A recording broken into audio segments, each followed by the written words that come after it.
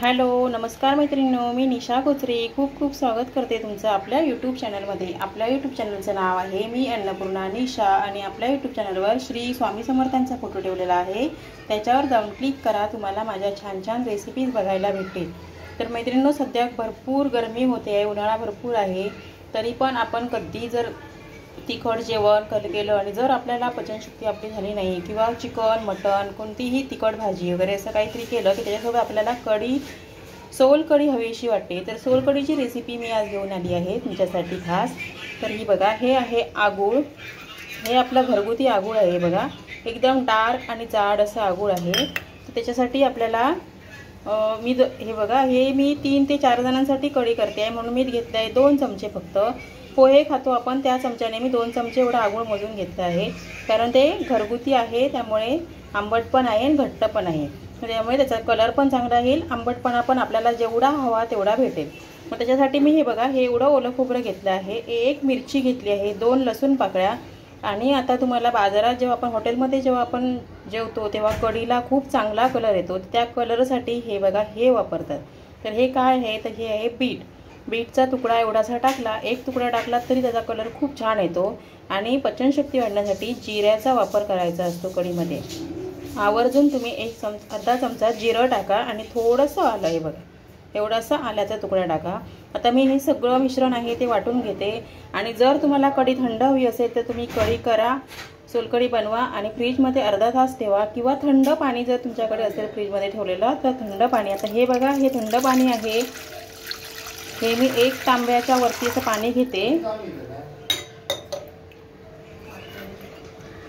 आपल्याला आता हे टाकायचं आहे बघा आतमध्ये।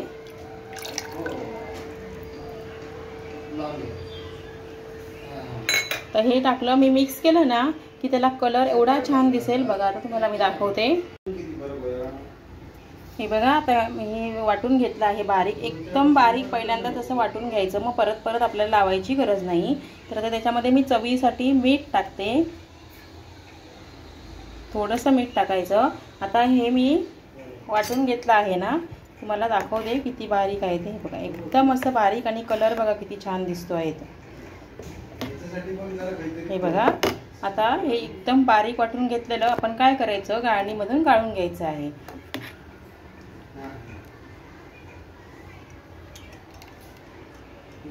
असं एकदम बारीक मी हे तर गाळून घेते सगळं, तुम्हाला दाखवते। हे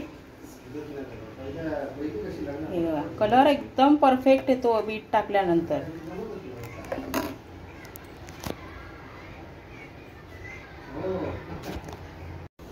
हे बघा, हा असा कलर आहे। आता आपण काय करायचं, गाळून घ्यायचं आहे बघा, व्यवस्थित हळू धरून असं सगळं गाळून घ्यायचं। जर खोबरं आतमध्ये पडलं ना तर ते कढी पिताना आपल्याला बरोबर लागत नाही, म्हणून असं व्यवस्थित गाळून घेऊया।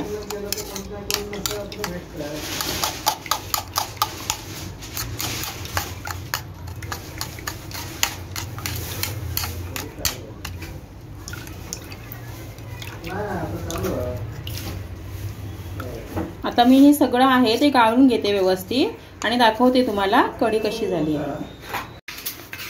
हे बघा, ही आता आपली कढी पूर्ण तयार आहे, कलर पण चांगला आला आहे, चवीला पण खूप चांगली झाली आहे। मी पिऊन बघितले तर मीठ टाकायचं थोडंसं, एकदम पटकन आणि झटपट होणारी अशी रेसिपी आहे। तर सध्या ह्या सीझनला तुम्ही काही जेवण बनवला तर त्याच्यासोबत कढी करा अशी मी सांगितल्याप्रमाणे। आणि